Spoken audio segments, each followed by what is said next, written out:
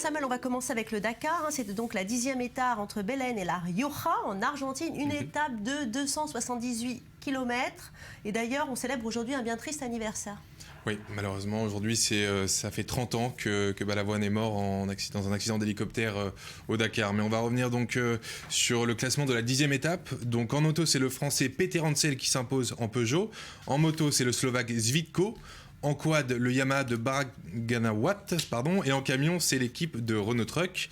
En ce qui concerne le classement général, donc, c'est Peter Hansel qui reprend la tête du Dakar à 3 jours de l'arrivée. En moto, l'Australien Toby Price conserve sa place de leader et pas de changement en quad et en camion. Peter Hansel, le Français, qui fait toujours des bons résultats sur le Dakar. Et puis malheureusement, il y a eu une deuxième mort dans cette édition 2016.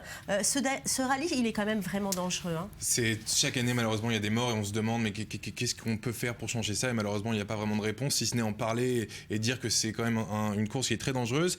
Et donc, pour le deuxième mort, c'est le camion d'assistance qui remorquait la voiture de Lionel Baud, qui a été percuté par un semi-remorque près de Cordoba, en Argentine. 6 véhicules ont été impliqués dans l'accident et le conducteur d'une voiture civile, malheureusement, est décédé. Oui, alors en moto aussi, un autre accident.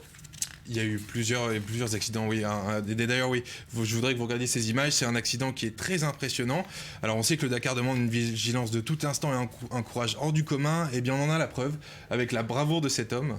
Donc, regardez, c'est Paulo Goncalves. Oui, alors ça, c'est une sacrée chute. On a l'impression que vraiment, il va jamais se relever. Oui, c'est vrai. Et ben non, il se relève direct, comme ça, il retourne sur sa moto. Et donc voilà, reparti pour la course. Regardez, en vitesse réelle, comme c'est impressionnant. Ouais, il a peur de rien. Non, il a peur de rien. C'est surtout, il veut pas perdre une seule seconde. C'est-à-dire que normalement, quand on a un accident comme ça, je sais pas, on essaie de se remettre de ses émotions. Bah non, il se relève et il repart. Donc en tout cas, sur le Dakar, toujours des paysages magnifiques. Alors, on va passer maintenant, Samuel, au football, avec la star anglaise du ballon rond, David Beckham. Alors lui, il a définitivement quitté les pelouses, mais il s'investit beaucoup à l'UNICEF auprès des enfants, comme chaque année. Et d'ailleurs, cette année, il a été honoré. C'est vrai, il a été honoré. Donc oui, comme vous l'avez dit, il est tout récemment retraité.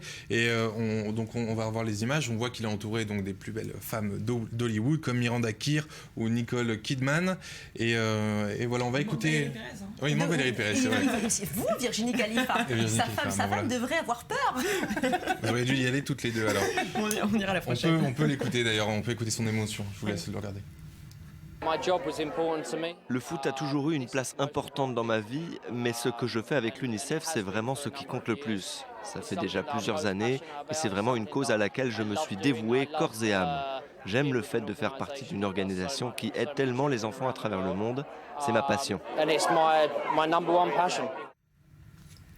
Alors on va passer à la boxe, mais boxe au cinéma cette fois. Qui ne se souvient pas de Rocky Balboa et de sa belle histoire d'amour avec Adrienne? Eh bien, figurez-vous que Rocky n'est plus boxeur, mais entraîneur. Samuel, on se fait un ciné ce soir? Ouais, pourquoi pas. Moi je dis pour les... Allez, c'est parti. Pour les amoureux de sport, je vous conseille d'aller le voir, ce film. Donc c'est Creed, l'héritage de Rocky Balboa. Creed, pourquoi? Parce que c'est le nom de son ancienne adversaire qui est devenu son ami et qui est mort sur le ring. À noter que pour ce film, Stallone a gagné le Golden Globe du meilleur acteur et c'est aussi le producteur de ce film. Je vous laisse regarder la bande-annonce.